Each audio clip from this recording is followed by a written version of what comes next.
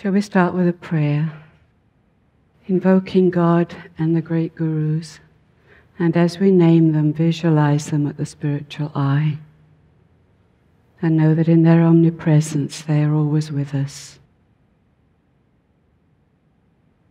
Heavenly Father, Mother, friend, beloved God, Jesus Christ, Bhagavan Krishna, Mahavatar Babaji, Lahiri Mahashaya, Swami Sri Yukteswar, our blessed Guru, Paramahansa Yogananda,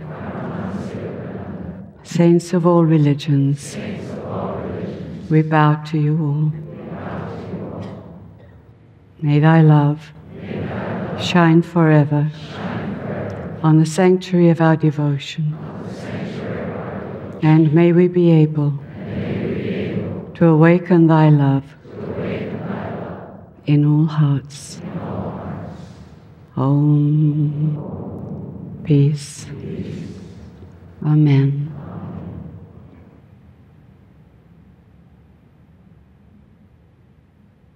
Our subject this evening is the Guru, a divine gift of unconditional love. Unconditional love. Thank God, thank Guru. A little bit wouldn't do it, would it, with some of us? Master wrote in his autobiography, God is love. His plan for creation can be rooted only in love.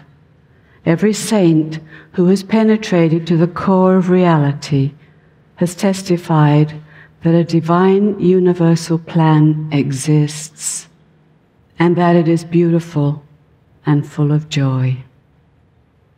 God is love. His divine universal plan exists. It is beautiful and full of joy. Let's believe and live by this. The outer world will always need our love and our prayers. Always pray as we do in the ashram for world peace and harmony. It's so much needed. But what is going on outwardly is not the final word. What Master says here in this quote, that's the final word. He tells us that when the disciple is ready to go back to God, the Guru appears. He comes into the disciple's life in a way that is unmistakable.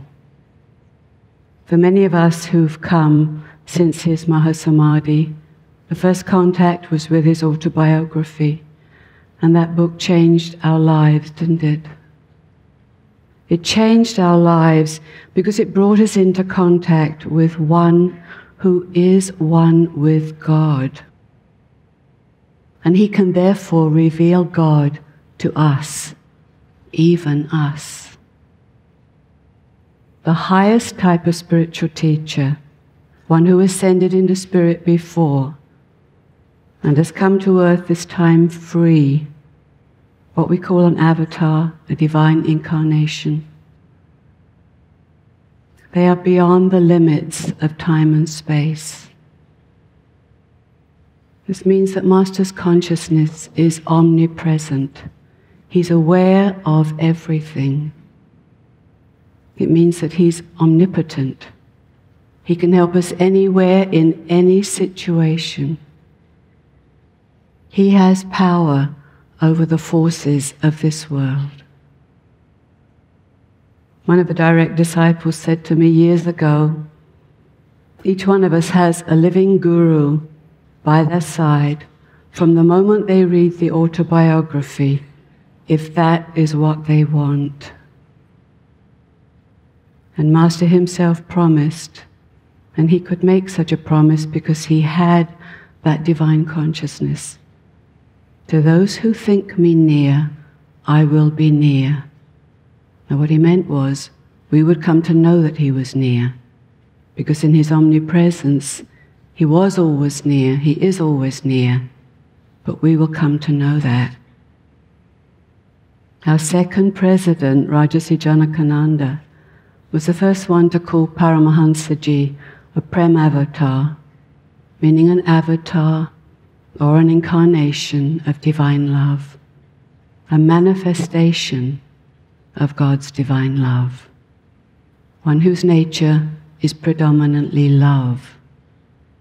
Of course, all those who are one with God, they embody within themselves all the divine qualities, the wisdom, the understanding, the ever-new joy and bliss, the compassion and forgiveness, as well as the love, unconditional love, love that never changes and which nothing can diminish.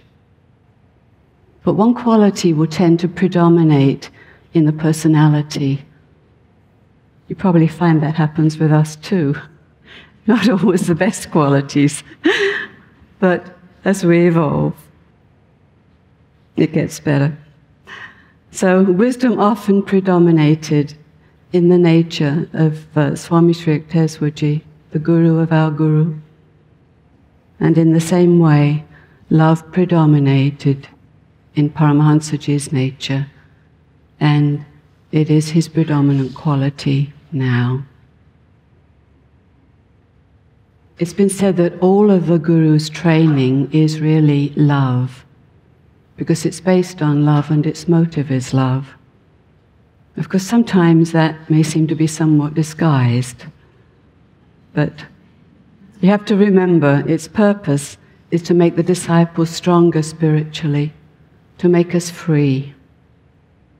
Because the true Guru, not just a teacher, but the true Guru, the final Guru, has a very, very high mission than which there is none higher. Master described it this way in his autobiography, quoting Shankara, India's greatest philosopher. A true Guru creates equality with himself in the disciple who takes refuge at his feet. In other words, when we found a true Guru, which means the one sent by God, the one ordained by God to take us back into spirit, then his work with us is not done until we are one with him in God, until we share that divine consciousness, until we are free, liberated, self-realized, God-realized. God is love, and the Guru is God's unconditional love for us, expressed through a human personality, until we advance to where we can realize that we too are spirit, as the great ones are essentially spirit. But even in that liberated state, Master says we can still play with God, because in a cycle of creation, God is both with form and formless. A devotee has a choice, as Master says in this interpretation of a portion of the Bhagavad Gita. He said, after uniting his soul to God, the yogi may still maintain the dual relation, the liberated devotee and God as the object of adoration. The soul of the emancipated yogi can remain merged, if he wishes, in the Absolute as the Absolute. Or the liberated yogi, owing to the retention of his God-given individuality, which can never be lost, may worship God in any desired materialized form, such as Christ or Sri Krishna, or as the infinite. Master said in his lessons, I can show you spirit without fail if you will follow me and practice what I teach you. If we don't practice his teachings, which of course means daily meditation and the study of his writings, so that we learn how to live spiritually, how to live more unselfishly. If we don't do that, he can't help us very much. Then what he has said, beautiful as it is, it remains a beautiful dream.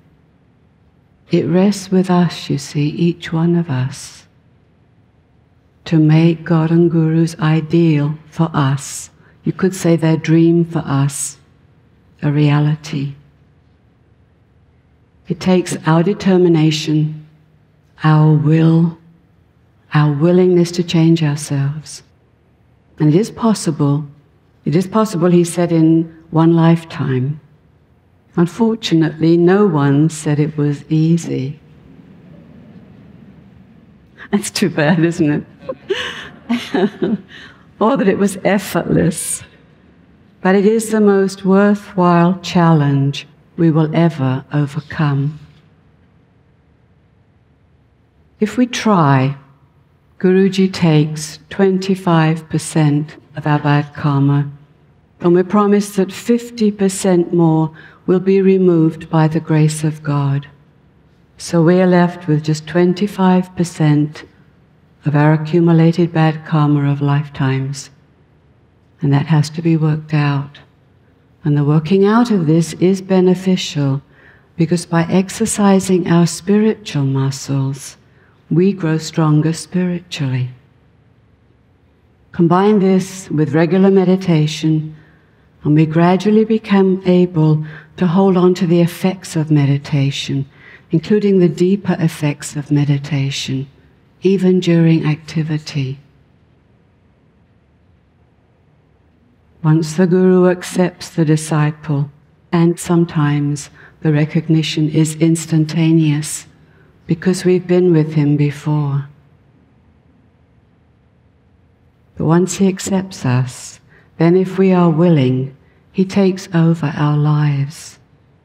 He directs us, he brings to us what we have to learn, to overcome, and he takes us back to God by the shortest route possible for each one of us as individuals. I once asked our Vice President, Sri Manalini Mata, about the direct relationship they had with Guruji. You know how sometimes they would tell stories, usually how he taught them some truth, and we all agree the training was invaluable, but sometimes we may think, could I have taken that? Could I have taken that so well? Or would I have been sensitive and felt hurt even though I knew he was trying to help me? And of course they all tell of their first meetings with him, their first times with him, and the overwhelming love and the complete acceptance they felt, even though it was obvious that he knew everything about them. So I asked Manalini Ma, you all speak of his strong training, even saying he could be fiery at times. But did he do that only after you were convinced that nothing could ever change his love for you? And she looked at me a little surprised. She said, of course. Very happy she said that. And then she smiled and said, but sometimes you did wonder.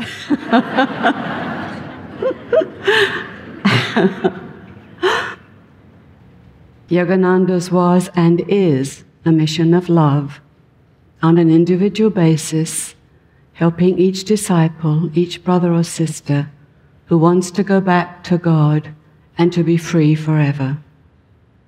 And then globally, to show people through their own experience of God in meditation that we're all part of one divine family, that every true religion has the same basis in truth, in one God, and that every child of God has the same divine birthright. To help him fulfill his mission, individually and globally, we who consider ourselves his disciples should meditate regularly, practice the science of Kriya Yoga for God union regularly, and then support the worldwide spread of these teachings, which will help to unite East and West. In his autobiography, Guruji explains that Christ and Babaji planned the spiritual technique of salvation for this age. That is the greatness, the spiritual significance of this Kriya Yoga mission of our Guru. The spiritual technique of salvation for this age. How to be more receptive, more in tune with this universal movement. Regular meditation. It changes us because it raises the consciousness. It will seem to change the world around you, simply because it raises your consciousness. Our beloved President, Sri Dayamata, you've so often seen her sitting here, sharing God's love with us. And you can tell, can't you, that life is beautiful for her. Not without challenges, but beautiful because it is filled with God. And she's certainly more aware than we may be of the world's problems and their causes. And she also knows the solutions, and that they are more powerful, and that they do work, and that they are working in souls, perhaps more than most of us realize. But to be true disciples of this divine Guru, we must get and hold on to what she has. It is only done by giving ourselves to God in meditation, and then determining we're going to live our outer life simply by Guruji's teachings. I think at times all of us feel that we haven't done as well as we think we should have, considering what we've been given, to really have the way to God opened up before you. But what really matters is that we will never, ever, ever give up. Guruji wrote in a letter once to Anandamata. Some of you may know she was Dayamata's younger sister and came to Master early in life. She was a nun, I think from her late teenage years. She was very, very dear, very, very precious, but a very retiring disciple, and so most of you didn't get to meet her. But we who did love her very much. He wrote this letter to her, and some time ago she shared it, and it was put in our magazine because what he said to her, that's how he feels about every one of his chelas. He said, "I will never give up my job about you. Have no fear, even when I'm gone and no longer visible to your eyes, you will never be alone. Never give up. A smooth life is not a victorious life, but I will ever lift you up, no matter how many times you fall." It's such a beautiful promise, especially when you know that there is the power, the God realization behind it, and you know that He is able and willing to fulfill it.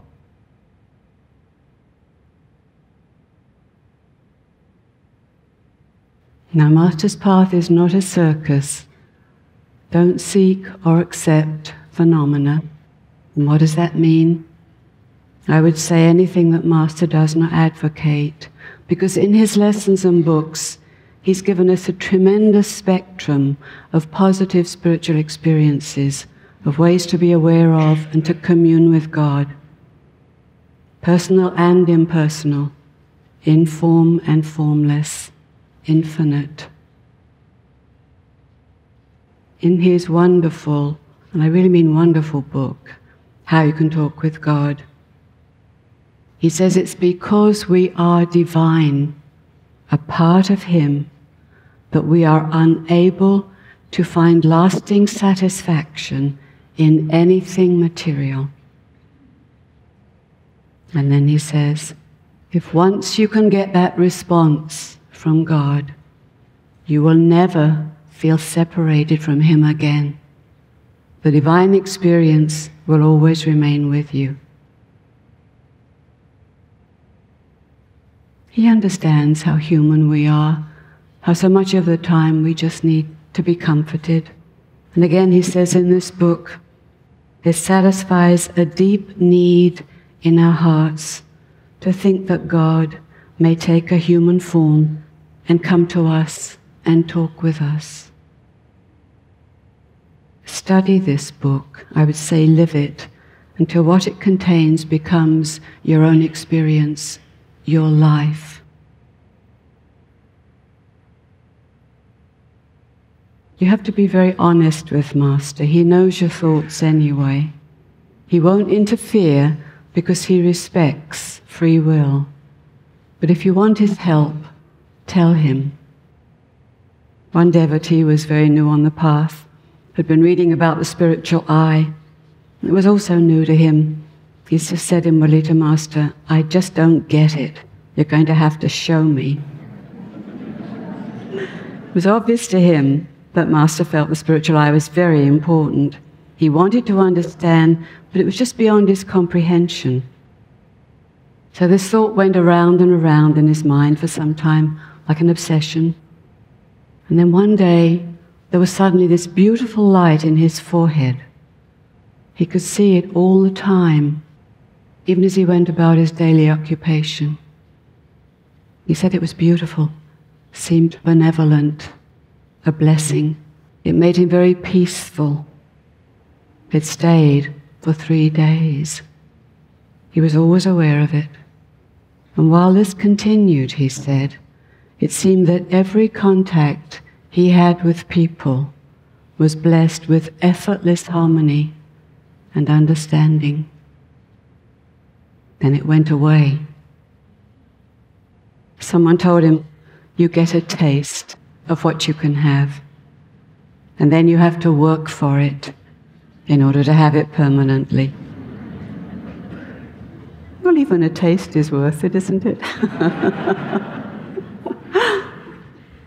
I've been here a long time, and I've met many people who've had a taste of what you can have. It's not something to talk about generally, except perhaps very occasionally to a spiritual counselor if you have some question, and never something to boast about, because none of us would want someone else to feel less loved because they had not yet received an equivalent blessing. But when we're willing to forget everything else and to really concentrate on God in some way, then sometimes, if it is right for that devotee, beautiful things do happen. One example was another man attending his first all-day Christmas meditation. And the minister was talking about the great ones, how they celebrate, honor the anniversary of the birth of Christ on earth. And to this man, great ones made him think of Mahavatar Babaji. He'd only recently learned about Babaji, was fascinated. That band of devotees in the Himalayas, and the man who tried to join them and had to undergo such a severe test to be worthy. And then Master said there were some American disciples in Babaji's group. So in that meditative atmosphere, he said the yearning to be with Babaji's group became so great, he didn't want to breathe. And suddenly he found himself moving in a ball of light. And he noticed how natural it felt. He said he seemed to be traveling a vast distance, but in no time at all. And then suddenly he was descending, and he felt his body again, and it was in lotus posture. And he was descending into a cave where a circle of yogis was sitting in meditation. And he said there was no lighting, and none was needed because of the radiance emitting from them. And as he gently descended, he knew they were aware of him, and he felt their acceptance. And they moved almost imperceptibly so that there was a place for him, and his body settled down right opposite Mahavata Babaji. They said no one moved. His presence did not interrupt their meditation, but he felt accepted and he felt blessed by Babaji. He said you couldn't be in his presence and not be blessed. But after what seemed like just a short while, he realized he couldn't hold on to that state yet. And suddenly, he was back in the meditation hall. But he said the experience convinced him of how much he needed more and deeper meditation, to be absorbed within with deep concentration, to be absorbed in Om, to expand his consciousness, to take him beyond too much bodily identification. Taste of what you can have. We're all very helped and inspired by the stories that those who knew Master share with us. I think it's been an inestimable gift because it makes him more real, doesn't it? And shows the relationship we can have with him too. We just have to work for that by bringing him into all aspects of our lives, accepting his help. Because you never know when that pesky 25% is going to show up. And we're going to need his help. In my own life, he definitely worked what I would call, at least a minor miracle, a gradual miracle. As a child, I was extremely shy. And that is an English understatement. I never met anyone who was worse than I was. I liked people and I always had friends, but it was large groups, paralyzing.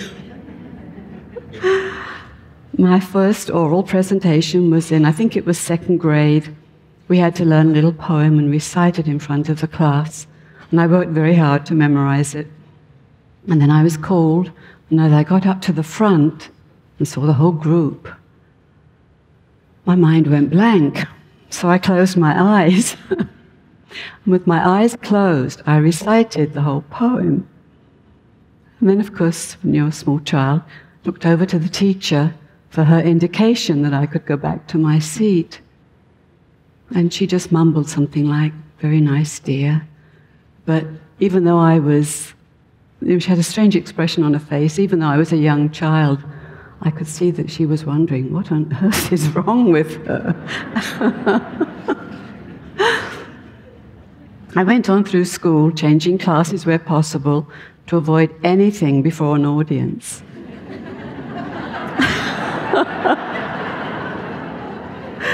He was watching. I mean, it seems funny looking back. It never even occurred to me to work on it, try to change it. So finally I was graduating, and it was a small private college. And everyone was expected to formally thank the president, the dean, who was his wife, the faculty, the graduating class, everything, everybody. I had no idea what I would say. I thought I'd just sort of mumble, "Thank you, everyone." The boy who went up ahead of me spoke very well. He remembered everybody as we should, most appropriately and appreciatively. And then I was on, and I got my diploma, and a few words of encouragement. And then I stumbled over to the microphone, not looking at the audience once. And looking at my feet, I said, "I second everything Michael said."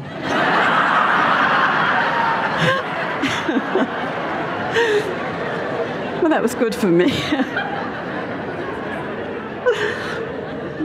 And then I took off for the stairs down to the hall.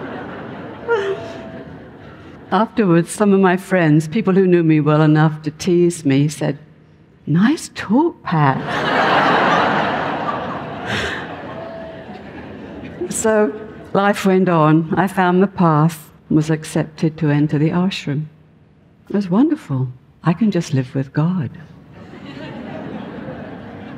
and withdraw completely from the world of scary public presentations. Now, if you think about it, you can see I was giving Master an absolutely perfect opportunity to teach me. To teach me about having faith in him, in his love, in his ability to help us with what we have to overcome. If you just took everything away, we wouldn't grow. We would not become stronger. So he has to take us through that 25%, which strengthens us and helps to free us. So I went through the stages of monastic training, and I was invited to help with such things as leading meditations, helping at the Encinitas retreat. And I couldn't say no, because his message, his teachings are so great. I wanted everyone to have these teachings. And if he needed even me to help with some of the sharing, it seemed the least I could do. So it was a good way to get me started. And along the way I got a little less nervous. And one day I was walking down from the Hermitage to the retreat at Encinitas, and it was as though Master just lifted the nervousness, and it never really came back again in the same way. And I think he could do that because by then I'd realized you just have to go on. You have to go through with things, the things that he brings into your life. Pray for his help, but you can't quit, you have to go on. To be a disciple means you have to trust him more than you trust your own feelings. He is the leader. Let him lead. Always remember that he said, I can show you spirit without fail, if, but only if, you will follow me and practice what I teach. And that promise is really worth a little effort, a little struggle, isn't it? Some of the training is very funny afterwards. I was in Mexico with another sister, meeting with devotees, and unexpectedly I was asked to lead a prayer for food. So I started out, and I suddenly realized that I was quoting from lesson 8A. And so I was leading them right into the energization exercises.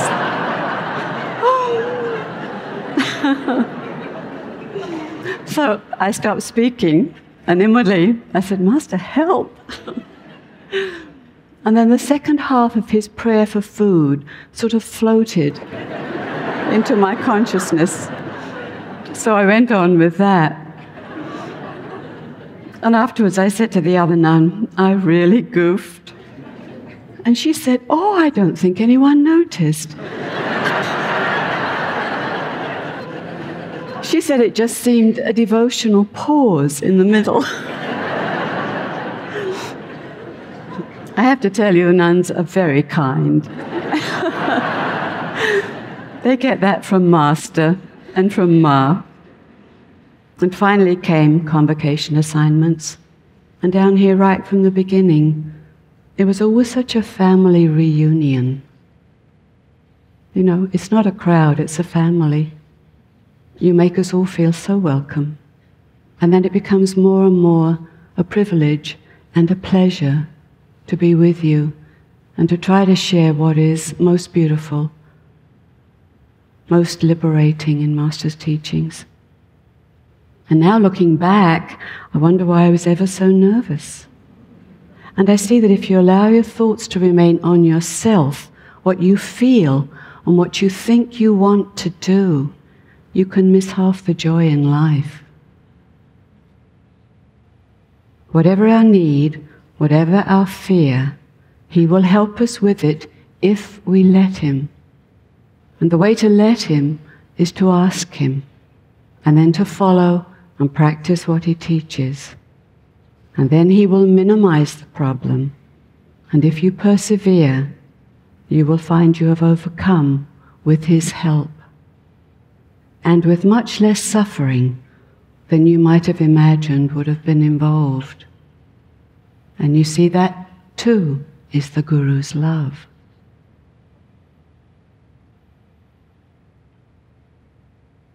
This divine love that comes through the Guru is incredibly unselfish by normal human standards.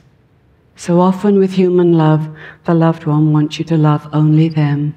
There is a possessiveness, which of course is based on human insecurity and is thus to be forgiven, but it can still be difficult to live with.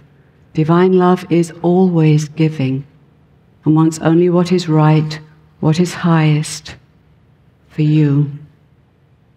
Master wrote of his own beloved Guru, Swami Sri Yukteswar, but although wisdom predominated in his nature, being around him intensified Master's own devotional nature, because that was right for him.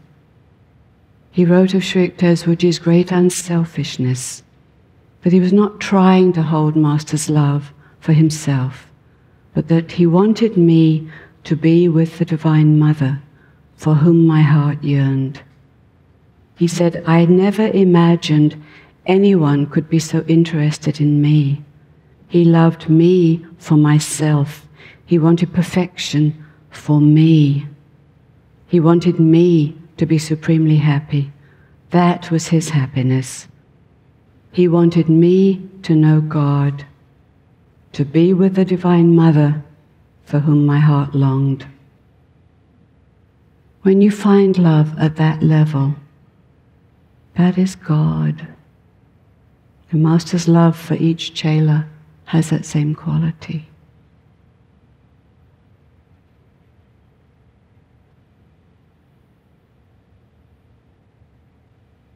That love never lessens, even if at times we're not admirable. When all is going well, when we're doing right, that love can be joyous and free, delighting in us as a parent does when a child takes his first step or is learning to talk. And when things are not going so well, maybe we're backsliding, we've gotten caught up again in something of the world, we're creating more suffering for ourselves, then that love is a sad love, but it's no less ardent, no less total. It just waits, because each soul has free will. We have to remember that. It waits until we will accept help again. That is the love of God, the love of all our divine gurus. That is the love of that sweet and divine soul that we call Gurudeva.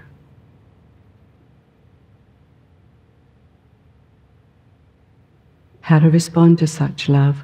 Because the best, the most exquisite relationships are when there is reciprocal love. Isn't that so? Love God, love Guru, love your neighbor as yourself. If you do just that, you cannot act harmfully to anyone. And you will meditate, because that is the way to love God as God alone. And you will be in tune with the Guru, and he will be able to take you where he is. Master's nature is not exclusive, but all-encompassing. He's our direct Guru, and he brings us God love manifested through his divine personality. And part of this gift of God's love is also God's love manifesting through all of our beloved Gurus, because they're so united in their God consciousness, there is no conflict. They operate always in divine unity, as we all will someday.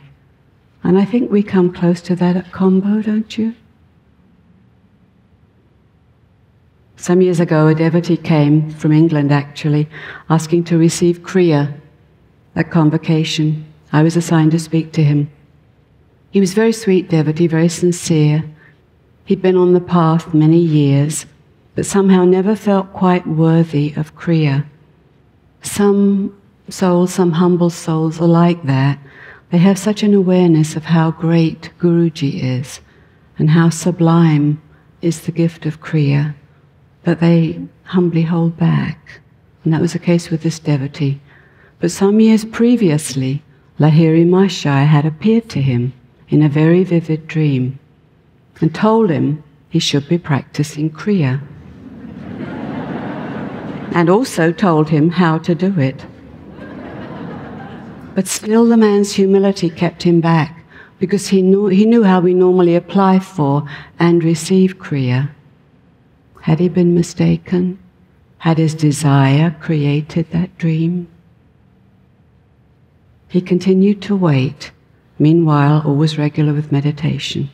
He had a daughter. She was drawn to the path because of his example. She got the chance to come to this country, attended convocation, and was given Kriya. When she returned home, her father said, "Now don't explain it to me. I know you should not do that. But tell me, is this what it is? Is this how it is done?" And he described what Lahiri Mahasaya had told him. And she said, "That's exactly what we were taught." And you can imagine with what joy we enrolled him for that year's initiation. You know, it's so sweet to work for these gurus.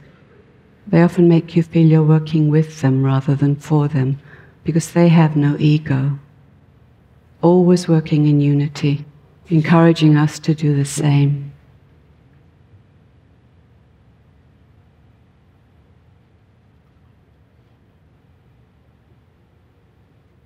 Master said, "To those who think me near, I will be near." I've been blessed to see that in the lives of many. And one particular older nun, a direct disciple, I heard about her before I entered the ashram. One of the ministers had spoken of her once, saying that he'd never seen her when she was not peaceful and joyous. And he said he asked her one day, "How is it you're always joyous?" He said, "I know you have much work, much responsibility. There must be problems at times." And he said she looked a little surprised, thought for a few moments, and then said, "I suppose we stored up so much joy being around Master that we're still living on that." I was very inspired by that. Shortly after I entered the ashram, I soon identified her. She often had to work very late, but it didn't change her nature. I asked her one day, "What can we offer to members who want more of the teachings in their languages? We try to have a steady output, but don't have the resources to do it all at once." And she said, "Tell them they have a living guru by their side from the moment they read the autobiography, if that is what they want."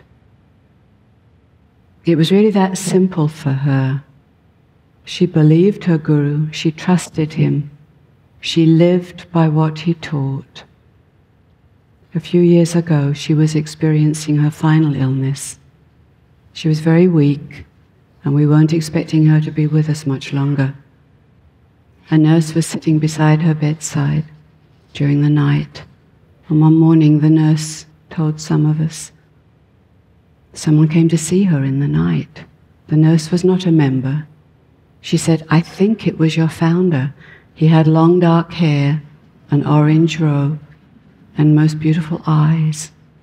And she said that the nun, who was so weak that she had to be helped to move at all, sat upright from a reclining position and held out her arms to him. And after a while, he wasn't there anymore, and the nun quietly sank back into sleep. Over the years, I've known other devotees who've had such a simple, trusting relationship with their guru, householders as well as renunciants. Don't we all want the security of a relationship with one who is not only all-loving, but has power greater than life and death? If I analyze what made it work for the nun, she kept it simple. She knew what Master was. In his consciousness one with God, she had trusted her life to him, and it was that simple. Therefore, anything that came to her, and I saw her go through difficulties with her major responsibilities for his work, with her personal family, with her health. Whatever happened, she made the best of it. She really believed that everything would work out, and of course that attitude helped it to be so. She was a very quiet, humble, even retiring person, but she had a certain fearlessness. And that brings us back, doesn't it, to those beautiful sattvic qualities that lead to self-realization, which Master explains in his Gita commentaries. And of fearlessness he says, it is developed by faith in God, in his protection, his justice, his wisdom, his mercy, his love, his omnipresence. And that faith can and should be in the Guru as the representative, the manifestation of God.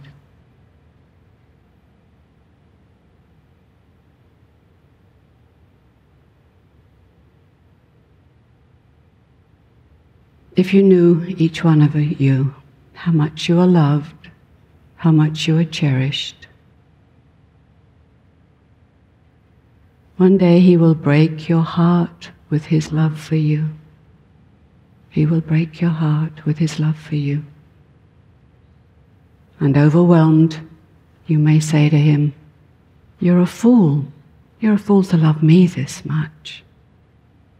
But he's not a fool. He's your creator.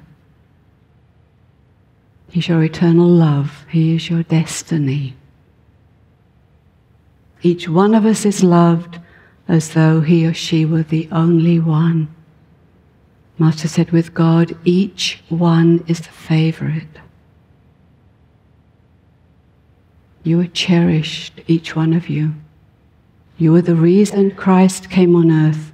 You're the reason Krishna came on earth. You're the reason Mahavatar Babaji holds on to a body. You're the reason Lahiri Mahasaya came. Sri Yukteswarji came. Paramahansa Yogananda came.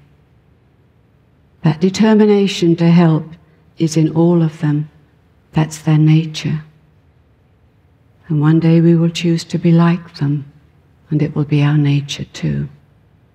You've seen that, you've all seen that in Sri Dayamata. And as the years go by, you will see it in others too. I think all of us who follow Paramahansa Yogananda love and trust his beautiful poem, God's Boatman. It expresses the faithfulness of his love. That even if we're the slowest to make spiritual progress, if we fail again and again and again, he will come back, he said, if need be, 1 trillion times. And he said he would do that for just one stray brother or sister. He said, I want to show all my brothers the way to happiness, the way to freedom, forever and forever in thee. This was often his theme, and it was always in his consciousness. Many times in his writings, he would try to give us a glimpse of divine consciousness, trying to prepare us, to awaken us. And I'd like to close this class with the thought of him as God's boatman, caring for all, no one excluded. It simply is unacceptable to him that any be left behind. This meditation of his can help expand our consciousness, remind us of our infinite source, our infinite destiny. As I read this, if you wish, you can close your eyes, cut off awareness of the outer world, and then what is within and what is also infinite becomes more real. The Unseen Church by Paramahansa Yogananda. On the tract of eternity, I built an unseen church where all might worship. Here under the blue dome, illumined by sun, moon, aurora, Milky Way, and wisdom lights, are gathered the assembled star families, island universes, solar systems, and the little earth with its millions of votaries of many religions. Every day during the Vesper hour, the flying angels of thought soar over infinity, calling mute and noisy beings to forsake their age-long slumber and join the cosmic service of awakening. The altars of one rhythm, united hearts of commingled lives, molten gold of cosmic union and electrified matter, all dimly burning with his gentle, enchanting presence. The comets arrived and shed their joyous tears of light. The stars poured their twinkles at his feet of eternity. And the prodigal souls wept loving tears of repentance for age-long forgetful wanderings. All the blossoms of the earth opened the cork of petals and loosened their liquid fragrance on his omnipresent altar. The dew of devotion from the heart of all true tears meekly but steadily flowed over his feet of forgiveness. Love, hate, light and gloom, wisdom and ignorance, good and bad, all thronged into the church of all creation. Then a voiceless sermon of the infinite was heard in the silence. A soundless song of mirth filled the chalice of all lives. A silent smile of light drove hidden gloom away from all. Under the coalescent spell of his sermon, love embraced hate, light hugged gloom, wisdom transmuted ignorance, good charmed bad. Many religions embraced his one faith of truth. Many hearts dissolved into one altar of heart. Many loves became his pure love, and many souls became one spirit. All of them sang with one voice the chorus of one religion, one life, one truth, one goal, one devotion, one love, and one spirit.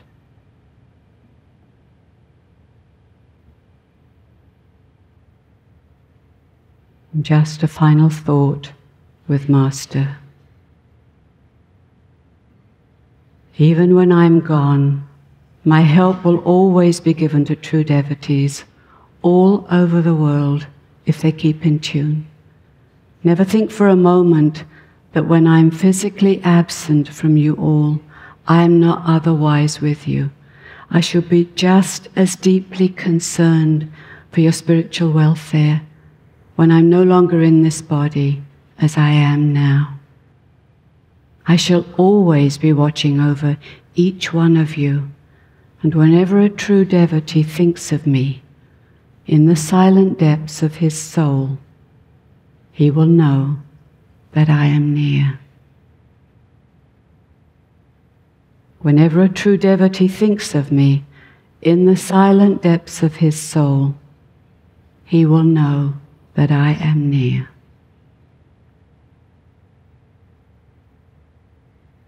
Jai Guru, Jai Guru.